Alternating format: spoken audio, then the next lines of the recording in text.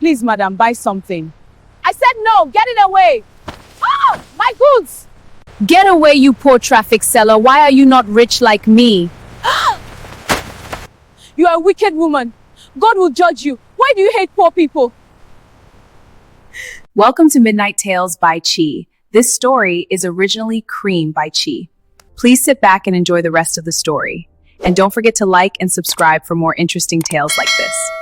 In the heart of Lagos, Nigeria's most bustling city, there lived a woman whose name was spoken with both admiration and fear. Her name was Chioma. She was wealthy beyond what most people could imagine. 3 mansions across Lagos. A fleet of luxury cars that would make any man jealous. Designer clothes shipped directly from Paris, Milan, and New York. Gold jewelry that weighed down her wrists and neck. Bank accounts so fat that money seemed endless. But Chioma had a darkness inside her. A poison that wealth had fed until it consumed her heart completely. Before we dive in, drop a comment and let us know where you're watching from. We'd love to hear from you. Chioma believed with every fiber of her being that poor people deserved their poverty. That they were lazy. Useless. Beneath her. And she made absolutely sure that every poor person who crossed her path knew exactly what she thought of them. This is the story of how karma, that ancient force of justice, caught up with a woman who had forgotten the most important rule of life: what goes around, comes around. This is the story of Chioma's rise, her cruelty, her devastating fall, and the unexpected mercy that would change her life forever. Sit back, because this tale will remind you that in this life, no matter how high you climb, you must never forget to treat people with kindness and respect. But Chioma wasn't always wealthy. No, her story began very differently. 10 years before our story truly begins, Chioma was just another struggling young woman in Lagos, trying to survive. She started with nothing but a dream and a small table at Balogun Market. Every morning at 5 a.m., she would wake up in her small one-room apartment in Mushin. She shared that room with 2 other girls. They had 1 mattress between them. 1 small stove. A bucket for bathing. Life was hard. But young Chioma was a fighter. She was smart and determined. She would buy clothes in bulk from wholesalers and resell them at her small table.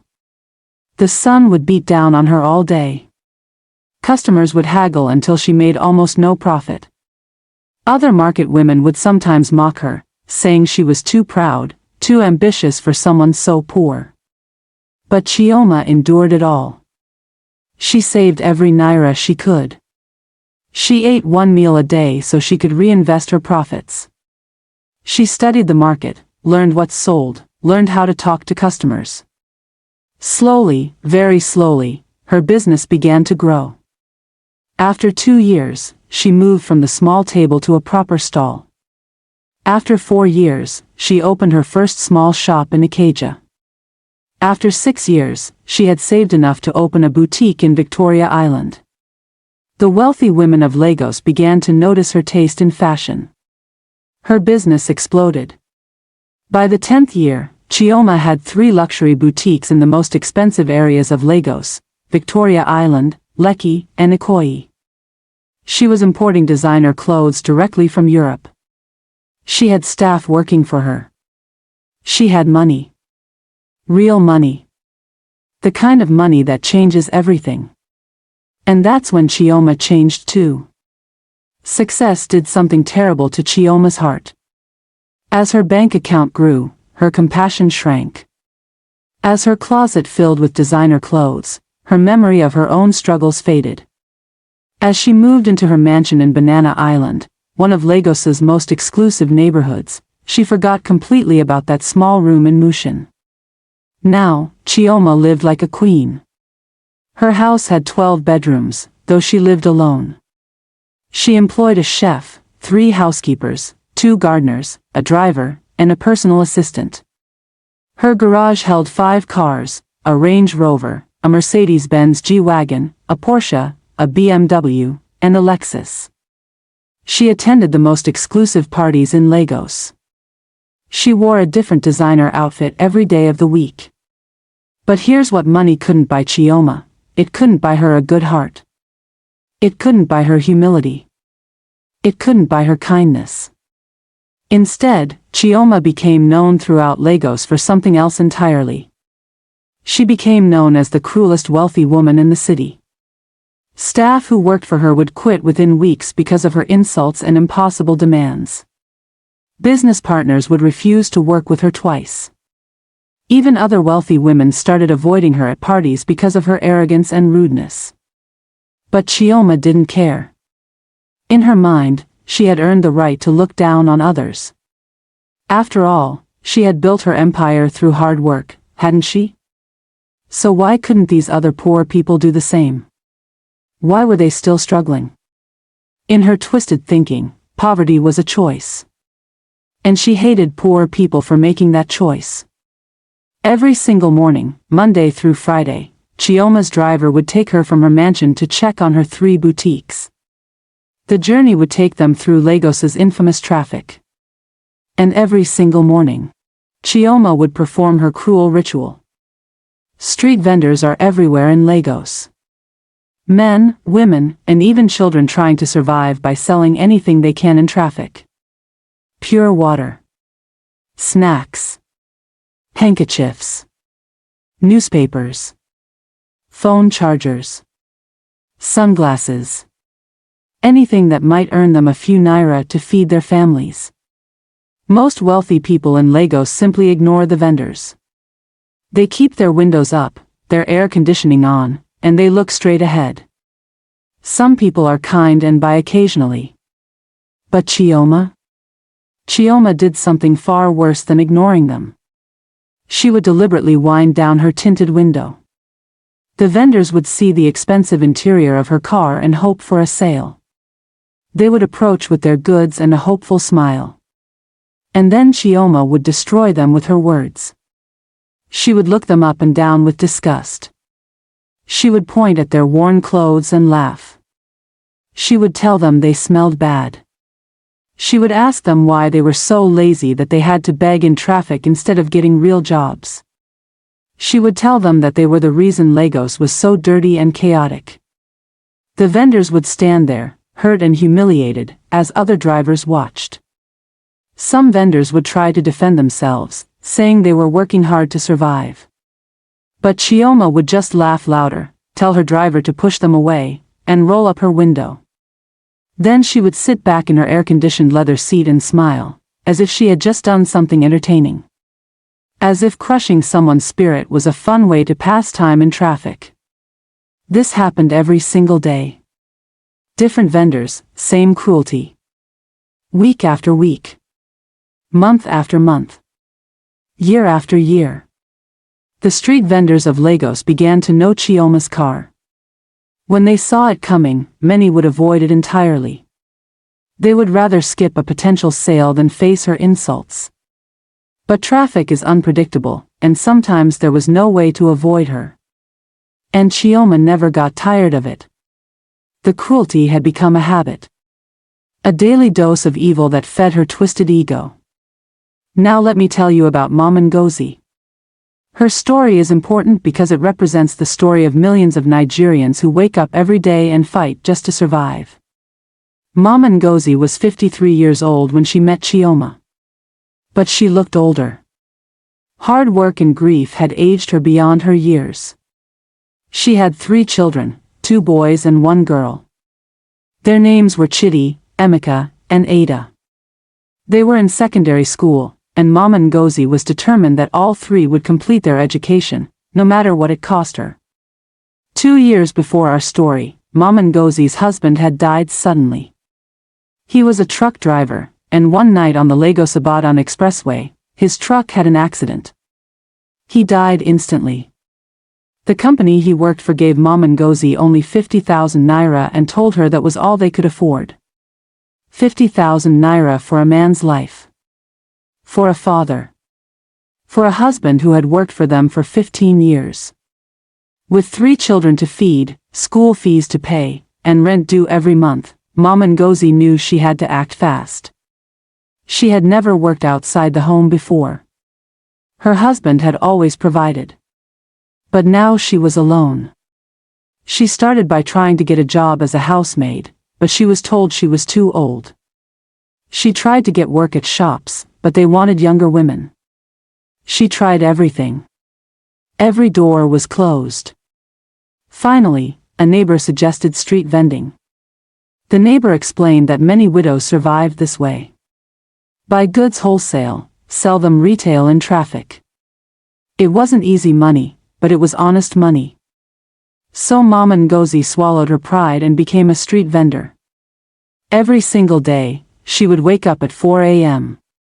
While her children still slept, she would go to the market and buy bags of pure water and plantain chips. She would carefully calculate her expenses, knowing that even a small mistake could mean her children going to bed hungry. Then she would load everything into her large basin and balance it on her head. Even though her neck and shoulders ached from the weight, she never complained. She would walk to Eco Bridge, where the traffic was always heavy, and she would work from 6 a.m. until 6 p.m. 12 hours in the hot sun. 12 hours breathing exhaust fumes from thousands of cars. 12 hours walking back and forth, calling out her goods, hoping someone would buy. On a good day, after selling everything and subtracting her costs, Mama Ngozi might make 1,500 naira profit. On a bad day, maybe 800 naira. This was what she lived on. This was what fed her children, paid their school fees bit by bit, paid the rent, bought their clothes. But Mama Ngozi never complained. She told her children that honest work was honorable work. That there was no shame in struggling as long as you did it with dignity. She prayed every night, thanking God for the strength to provide for her children. Mama Ngozi was not educated, but she was wise. She was not wealthy, but she was rich in character. She treated everyone with respect, fellow vendors, customers, even people who insulted her. She would smile and say that life was hard for everyone, and we must help each other when we can. This was the woman Chioma was about to encounter. Tuesday, March 15th. It was an unusually hot day in Lagos. The kind of heat that makes you feel like you're breathing fire. The kind of heat that makes traffic even more unbearable than usual. Chioma had spent the morning at her Victoria Island boutique, scolding her staff for small mistakes and threatening to fire them if sales didn't improve. Now it was 2 p.m., and she was heading to her Lekki boutique for an afternoon inspection. But traffic on Eco Bridge had come to a complete standstill. An accident up ahead. Nobody was moving. The heat was suffocating. Even with her car's air conditioning on full blast, Chioma was irritated. Street vendors saw the stopped traffic as an opportunity. They moved quickly between the cars, trying to make sales while everyone was trapped and waiting. Mama Ngozi had been working since 6 a.m. It was now 2 p.m., and she had only sold about half her goods. She was tired. Her feet hurt. Her head ached from the weight of the basin. Her throat was dry from calling out all day. But she kept going because she had to.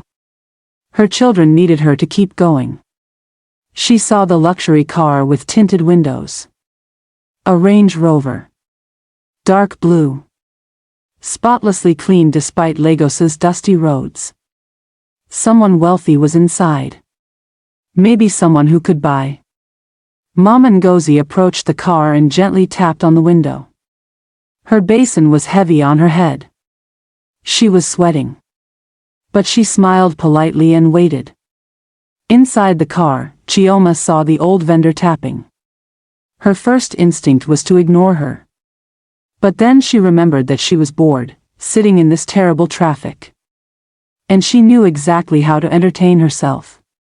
She pressed the button to lower her tinted window. The dark glass slowly descended, revealing Chioma sitting in the back seat, phone in one hand, designer handbag in her lap. The cold air from inside the car rushed out. Mama Ngozi smiled hopefully. She began to speak, offering her goods. But Chioma raised her hand to stop Mama Ngozi from speaking. Then she began her performance. First, she looked Mama Ngozi up and down slowly, making sure her disgust showed on her face. She stared at Mama Ngozi's faded wrapper and old blouse. She stared at her worn slippers. She stared at her tired, weathered face. Then Chioma spoke loudly, loudly enough that drivers in nearby cars could hear. She told Mama Ngozi that she looked old and useless. That a woman her age should be ashamed to be suffering in the sun like a young girl. She asked Mama Ngozi if she had no sense at all. She said that if Mama Ngozi had worked hard when she was younger, she wouldn't be poor now. Mama Ngozi stood there, frozen. She had experienced many insults before, but never anything this cruel. Never so deliberately meant to destroy her spirit. Other drivers in nearby cars heard everything. Some looked away in shame. Some felt pity for Mama Ngozi. But nobody said anything. Nobody defended her. This was Lagos. Everyone minded their own business. But Chioma wasn't finished yet. She continued her assault. She said that people like Mama Ngozi were the reason Lagos was so dirty and chaotic. That street vendors like her made the city look like a slum. That poor people like her should stay hidden away somewhere instead of bothering successful people. Then, as if to punctuate her cruelty, Chioma picked up her empty plastic bottle of designer water and threw it at Mama Ngozi. The bottle hit Mama Ngozi's tray, and several bags of pure water fell to the hot ground and burst open. Mama Ngozi watched her goods being destroyed. Each burst bag meant money lost. Money her children needed. She thought about how she had woken up at 4 a.m. to buy those goods. How she had carried them on her head for hours. And now they were destroyed, lying in a puddle on the bridge, for no reason except one woman's cruelty. A single tear rolled down Mama Ngozi's cheek. Just one tear, because she had learned long ago that crying didn't help. Life was hard, and you had to endure. She bent down slowly and began picking up what she could salvage. Her hands trembled slightly, but she moved with dignity. She didn't shout back. She didn't curse. She simply did what she had to do. But before she walked away, Mama Ngozi looked directly at Chioma. Their eyes met for a brief moment.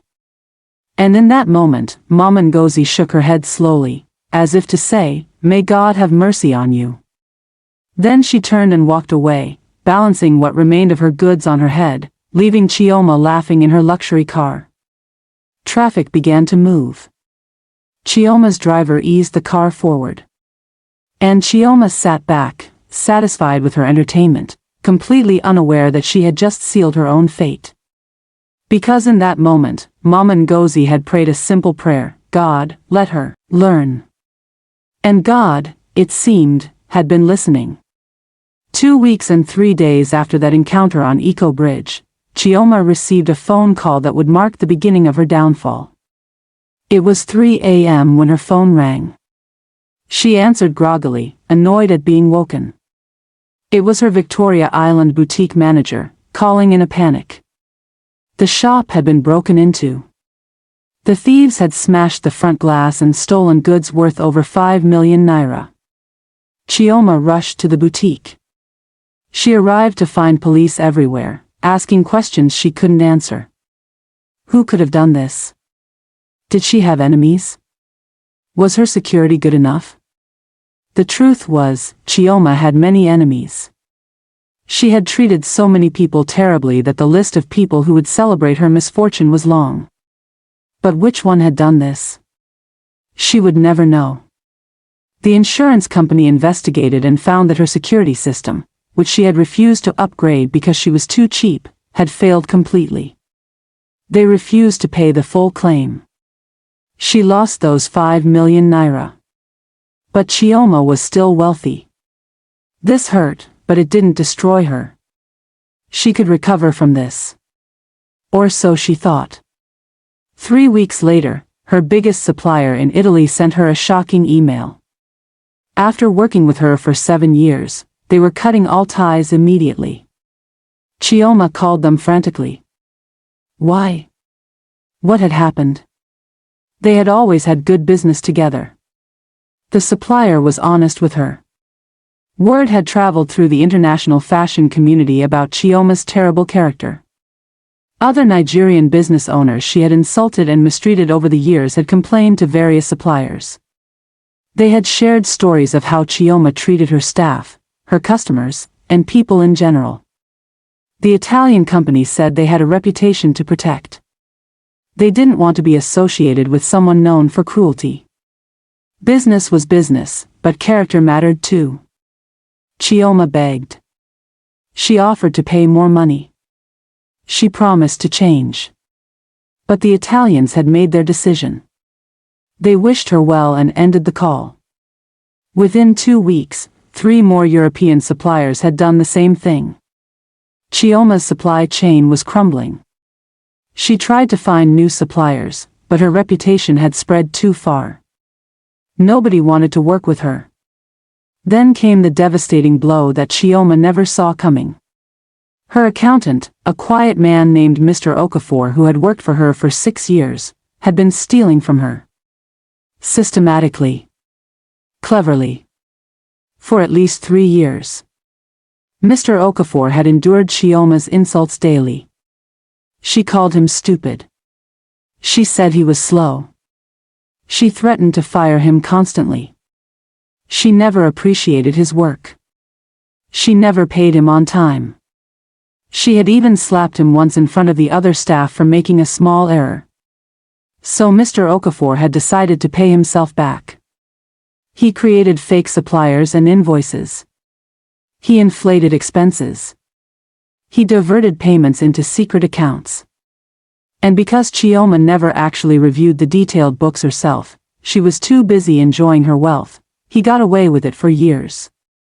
By the time a bank audit revealed the discrepancies, Mr. Okafor had stolen over 20 million naira. And he had disappeared. Left the country entirely. Gone to Ghana with his family, unreachable. The police were useless. They said it would take years to investigate international theft. Chioma's lawyers said she might never recover the money. 20 million naira. Gone. Just like that. Now Chioma's financial situation was becoming serious. Very serious. But the universe wasn't finished with Chioma yet. Not even close. That day on Eco Bridge, when Chioma had humiliated Mama Ngozi and thrown the bottle at her, someone had been watching. A young man in the car next to them had recorded the entire incident on his phone. He had held on to that video for weeks, unsure what to do with it. But then he saw Chioma's boutique featured in a magazine, praising her as a successful businesswoman and role model. That hypocrisy disgusted him. So he posted the video on Twitter with a caption, "This is your role model?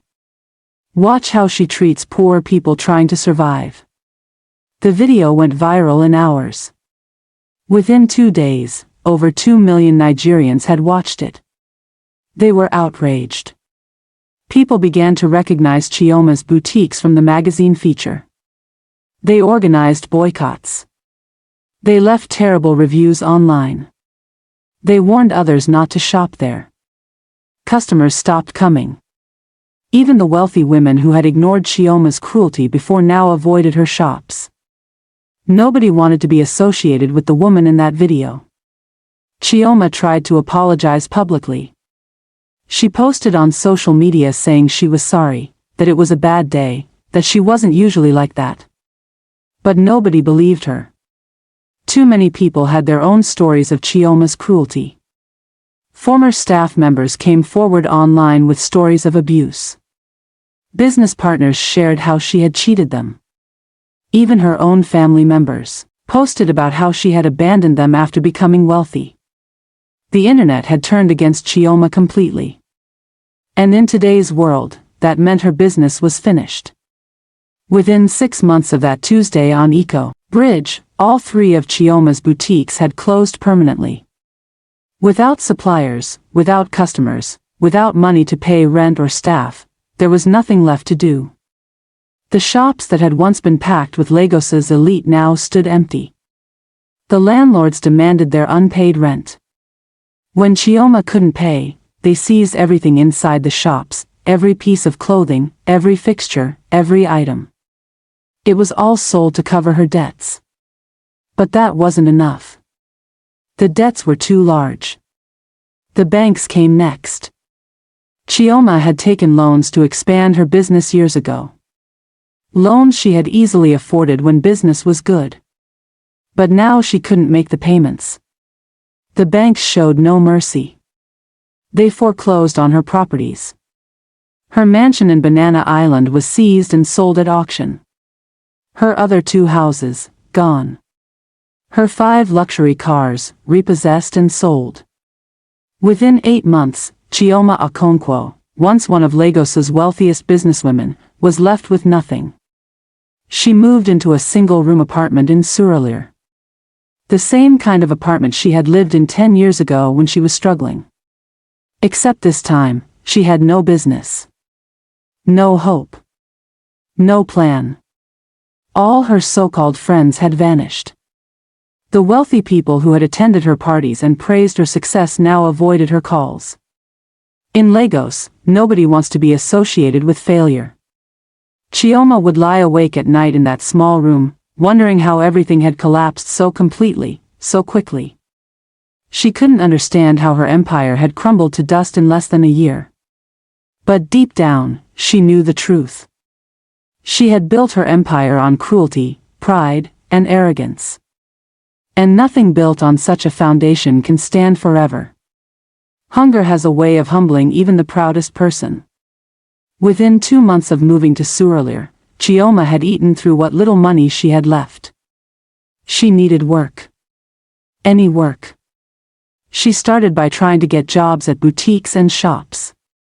Surely someone would hire her. She had experience. She knew fashion. She knew business. But every shop owner recognized her. Some from the viral video. Others because they had known her when she was wealthy. And they all remembered her arrogance. Shop after shop, the answer was the same: we don't have any positions available. One shop owner was honest with her. A middle-aged woman who owned a clothing store in Ikeja. She looked at Chioma and said, "You treated people like dirt when you had money. You insulted vendors. You abused your staff. You cheated your partners. Why would anyone want to work with you now?"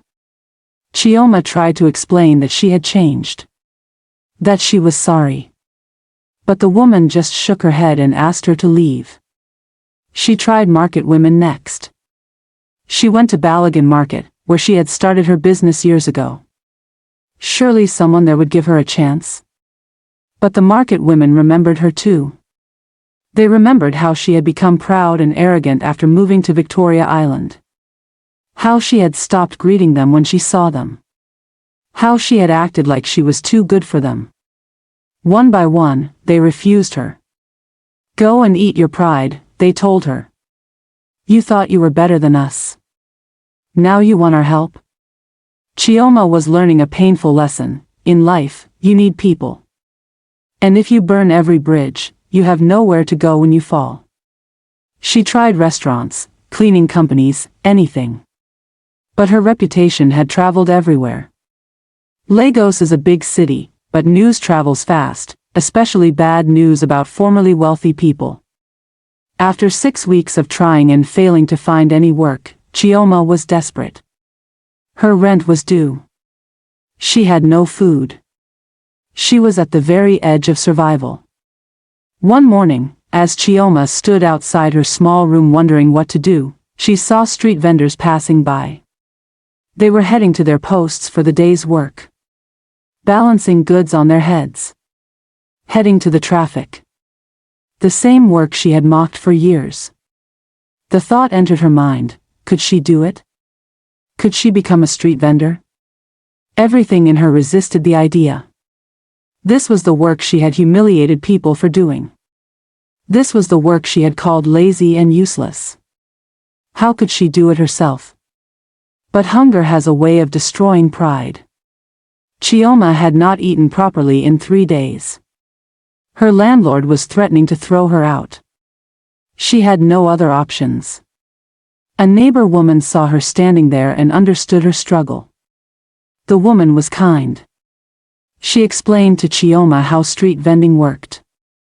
Where to buy goods wholesale. Where the best traffic spots were. What sold well.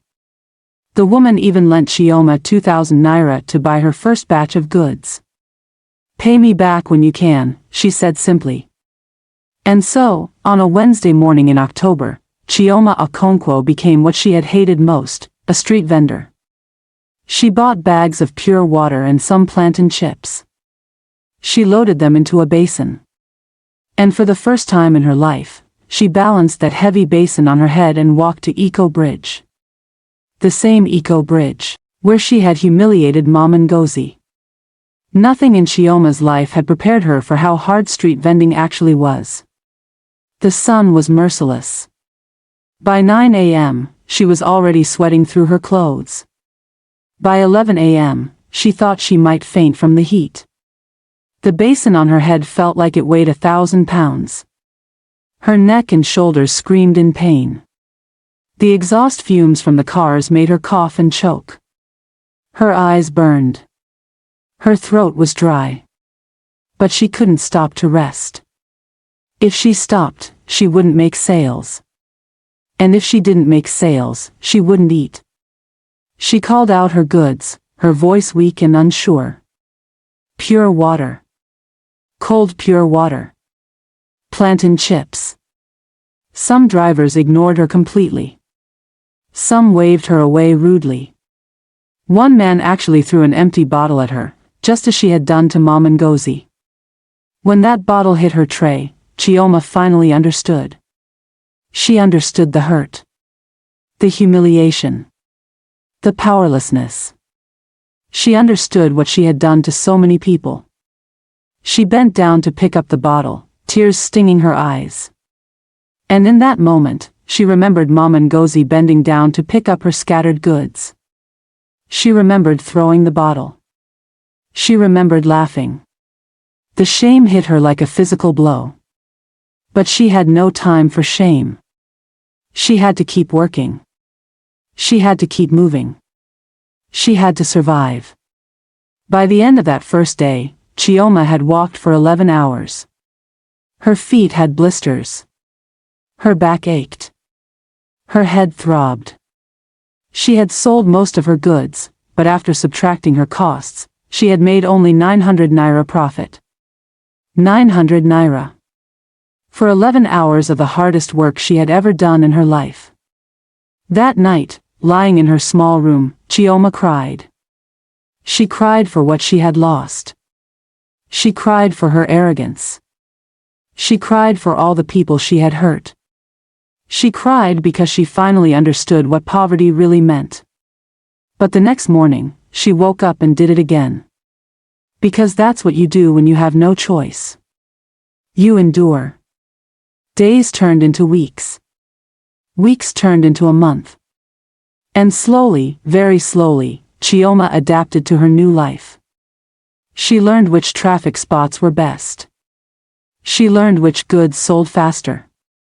She learned how to call out in a way that attracted customers. She learned how to handle rude drivers without taking it personally. She met other vendors. Women like herself, struggling to survive. They shared tips. They watched out for each other. They warned each other when police were coming to chase them away. For the first time in 10 years, Chioma had real friends. People who knew her not as a wealthy businesswoman, but just as Chioma. A fellow struggler. A fellow survivor. These women taught her things she had never known. They taught her about resilience. About dignity in the face of hardship. About finding joy in small victories. When Chioma sold all her goods by 4 p.m. instead of 6 p.m., they celebrated with her. When she made 1,200 naira instead of 900, they were genuinely happy for her. When she was sick one day and couldn't work, they brought her food. This was community. Real community. Not the fake friendships of wealthy people who only stayed around when times were good. This was genuine human connection. And Chioma's heart, which had been hard and cold for so long, began to soften. She began to understand what she had never understood before, that poor people were not lazy. They were not stupid. They were not worthless. They were human beings, fighting every day with courage and strength that she had never possessed when she was wealthy. She was learning. Finally learning. But the hardest lesson was still to come. It was a Tuesday evening, almost exactly 1 year after that first encounter. Chioma was on Eco Bridge, as usual, selling her goods. Traffic was heavy. The sun was setting, painting the sky orange and pink. Chioma was tired but determined. Just a few more sales and she could go home. She was calling out her goods when she saw a familiar figure approaching through the cars. An older woman, balancing a basin on her head. Something about the way she moved seemed familiar. And then Chioma's heart stopped. It was Mama Ngozi. The woman she had humiliated. The woman she had insulted. The woman whose goods she had destroyed. That woman was walking toward her, right now, in this traffic. Chioma wanted to run. She wanted to disappear. She wanted to be anywhere else in the world. But there was nowhere to go. The traffic was packed. There was no escape. Mama Ngozi was close enough now that Chioma could see her face clearly. And in that same moment, Mama Ngozi recognized her too. Mama Ngozi stopped walking. She stared at Chioma. And Chioma saw the recognition in her eyes. Mama Ngozi remembered. She remembered everything. Chioma's hands trembled. Her basin suddenly felt unbearably heavy. She waited for what she deserved. She waited for Mama Ngozi to laugh at her. To mock her. To throw something at her basin the way she had done. To humiliate her in front of all these drivers. She deserved it all. And she knew it. But what happened next would change Chioma's life forever. Mama Ngozi stood there for what felt like an eternity, just looking at Chioma. Chioma couldn't meet her eyes. She stared at the ground, shame burning through her entire body. Then Mama Ngozi did something completely unexpected. She smiled. Not a mocking smile. Not a cruel smile. A gentle, understanding smile. She walked closer to Chioma, navigating between the cars until she was standing right in front of her. Chioma still couldn't look up. She was crying now, tears running down her face, mixing with the sweat and dust. And then Mama Ngozi spoke. Her voice was soft, kind even. She said, "Sister Chioma. I see you. I see you here." Those simple words broke something inside Chioma. She began to sob. Not quiet tears, but deep, wrenching sobs that came from the very depths of her soul. All the pain, all the shame, all the regret came pouring out right there in the middle of Lagos traffic. Mama Ngozi gently helped Chioma lower her basin from her head. Other vendors nearby stopped and watched, confused. Why was this older woman being kind to someone who was clearly a stranger? But Mama Ngozi knew who Chioma was. She had recognized her immediately. And in that moment of recognition, she had made a choice. A choice that defined who she truly was. Mama Ngozi reached into her worn bag and pulled out a small package wrapped in newspaper. She placed it in Chioma's hands. "Have you eaten today?" she asked simply. Chioma shook her head. She hadn't. She had been saving her money for rent that was due in 2 days. "Eat this," Mama Ngozi said. It was rice and stew. Her own food that she had brought for her dinner break. Chioma stared at the package, unable to speak. This woman, whom she had treated with such cruelty, was now feeding her. Then Mama Ngozi reached into her wrapper and pulled out some crumpled naira notes. Maybe 200 naira. Not much, but for a street vendor, it was something. She pressed it into Chioma's hand. "Take this," she said. "Buy yourself something to drink. Take care of yourself." Chioma finally found her voice. "Mama. Mama, I'm so sorry. I'm so sorry for what I did to you. I was wicked. I was cruel. I don't deserve your kindness. Please, I don't deserve." But Mama Ngozi gently placed her finger on Chioma's lips, stopping her. She said softly. "I know you're sorry. I can see it. Life has taught you. God has taught you." Traffic started moving, but neither woman moved. They stood there between the lanes as cars navigated around them. Mama Ngozi spoke again, and her words carried the wisdom of someone who had truly suffered and learned. "Sister Chioma, let me tell you something important. Something that took me many years to understand. Life is a circle. A perfect circle. What goes up must come down. What you throw out into the world comes back to you. When you were up there, high above everyone, you threw down cruelty and insults. You threw down pride and wickedness. And now life has brought all of that back to you. Not to destroy you, but to teach you. I will not do to you what you did to me. I will not laugh at your suffering. I will not mock your pain. Because I know something you are just learning now. Being poor doesn't make a person worthless, and being rich doesn't make a person valuable. You see, Sister Chioma, we are all the same. All of us. Rich or poor, educated or not, young or old, we are all just human beings trying to survive in this difficult world.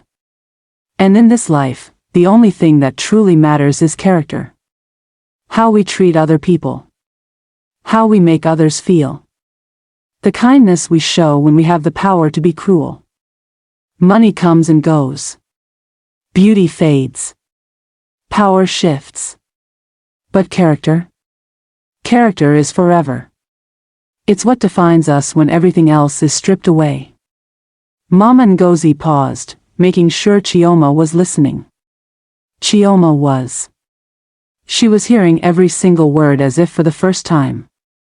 When my husband died, I lost everything. I went from being a housewife with a comfortable life to being a street vendor. I was angry at first. I felt God had abandoned me. But then I realized something. God hadn't abandoned me. He was teaching me. He was showing me the reality of life for millions of people. He was giving me empathy. That day when you insulted me, when you threw that bottle at my tray, I was hurt. Very hurt.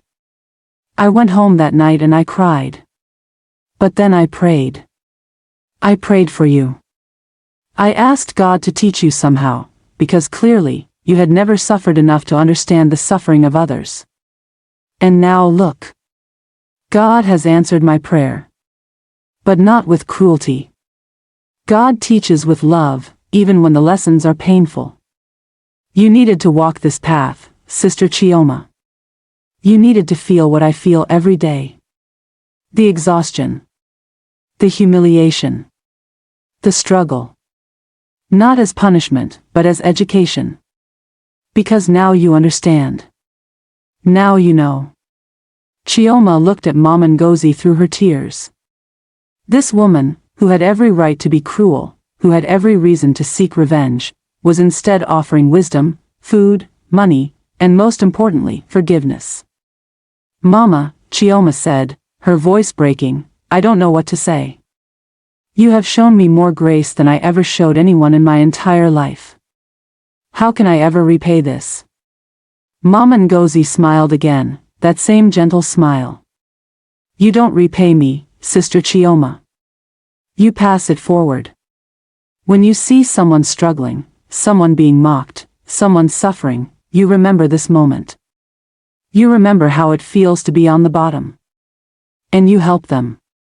That's how you repay me. By becoming the person you should have been all along. The traffic was moving more freely now. Both women needed to get back to work. But before they parted, Mama Ngozi said one more thing. This work we do, selling in traffic, it's hard work. Honest work. There's no shame in it. You hold your head high, you hear me? You're surviving. You're fighting. That's more than many people can say.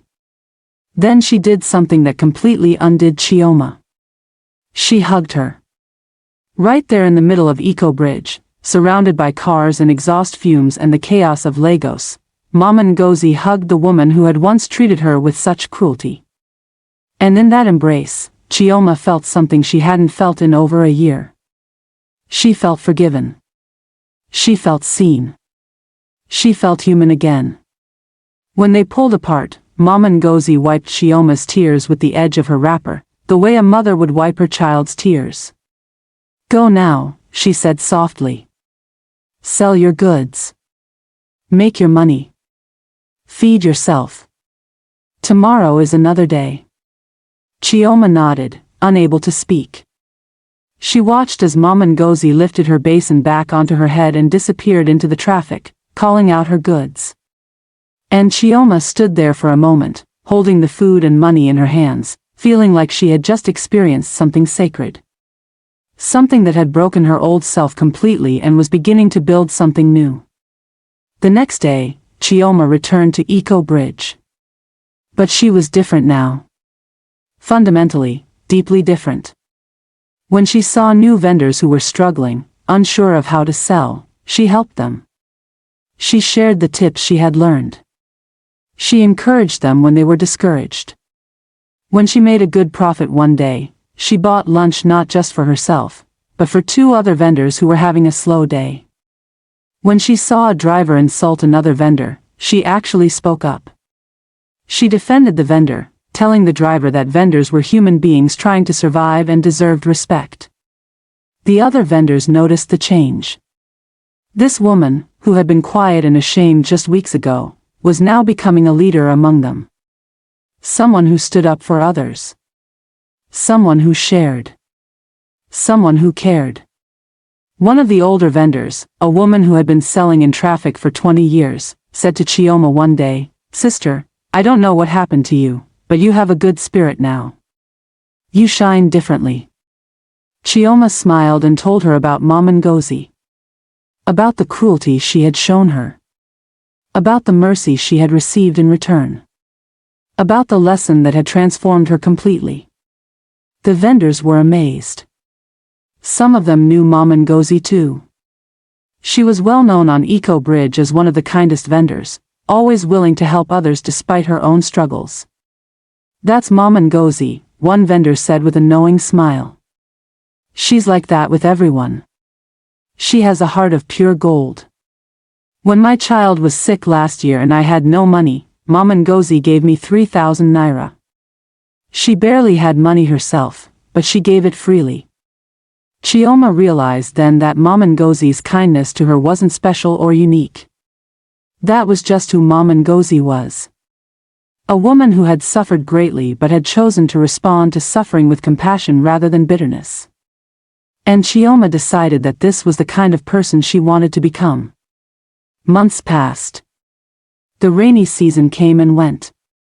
The dry season returned. And slowly, painfully slowly, Chioma began to rebuild her life. Not her old life of luxury and cruelty.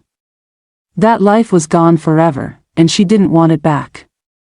No, she was building something different now. Something better. Something real. With her new attitude of kindness and cooperation, Chioma found that life became a little easier. Other vendors helped her. They shared their best spots. They looked out for her when police came. They recommended her to customers. She started making a little more money. Not much, but enough. Enough to pay her rent on time. Enough to eat properly. Enough to save a little bit each week. After 6 months of consistent work and saving, Chioma had saved enough to rent a small table at a local market. Nothing fancy. Just a simple table where she could sell goods without standing in traffic all day. It wasn't a boutique. It wasn't glamorous. But it was progress. It was a step forward. She sold simple things: soap, body cream, hair products, children's clothes. Things that regular people needed. And she sold them at fair prices with a genuine smile. Her customers liked her. They told their friends about the kind woman at the market who treated everyone with respect. Who didn't cheat. Who gave fair prices. Who remembered their names and asked about their families. Slowly, her customer base grew. Word of mouth is powerful in Lagos, and good character spreads just as fast as bad character. After another year, Chioma had saved enough to rent a small shop. Just one room in a local market. But it was hers. Built not on cruelty and arrogance this time, but on kindness, hard work, and genuine relationships. She would never be as wealthy as she once was. The mansions, the luxury cars, the designer clothes, all of that was gone forever. But she didn't miss it. Because she had something more valuable now. She had peace. She had real friends. She had a clear conscience. She had dignity built on character rather than money. And most importantly, she had learned the greatest lesson of her life, that how we treat people matters more than anything else in this world. One Tuesday morning, almost 3 years after that encounter on Eco Bridge, Chioma was arranging goods in her small shop when she heard a familiar voice. "Good morning, sister. How much is this body cream?" Chioma turned around, and her heart jumped. It was Mama Ngozi. Mama Ngozi had come into her shop not knowing it was Chioma's. She had been shopping in the market and seen the shop with good prices. When their eyes met, both women froze for a moment. Then, simultaneously, they broke into huge smiles. They embraced like old friends. Because in a way, they were. "Mama!" Chioma exclaimed. "Please, come in, sit down. I can't believe you're here." They sat and talked for an hour. Mama Ngozi told her that her children had all completed secondary school. Her eldest son had gotten a scholarship for university. Her daughter was learning tailoring. Life was still hard, but they were surviving, and her children were thriving. Chioma told Mama Ngozi about her journey. About how she had worked as a street vendor for over a year. About how she had slowly saved and rebuilt. About how Mama Ngozi's words that day had completely transformed her understanding of life. "Mama," Chioma said seriously, "that day you showed me mercy, you saved my life. Not just physically, but spiritually. You showed me what it means to be truly human. Every single day, I try to live by the lessons you taught me. To treat people with kindness. To remember that we're all equal. To help others when I can." Mama Ngozi's eyes filled with tears. "Sister Chioma, I'm so proud of you. Look at you now. Look at what you've built. Not with arrogance this time, but with character. This shop may be small, but it's built on a foundation that will last forever." Before Mama Ngozi left, Chioma insisted on giving her many items for free: body cream, soap, things for her children. Mama Ngozi resisted at first, but Chioma insisted. "Mama, please. Let me give back even just a tiny bit of what you gave me. You gave me my humanity back. Let me at least give you some soap." They both laughed through their tears. As Mama Ngozi was leaving, she turned back one more time. "Remember, Sister Chioma, life is a circle. You were up, you came down, and now you're rising again. But this time, you're rising the right way.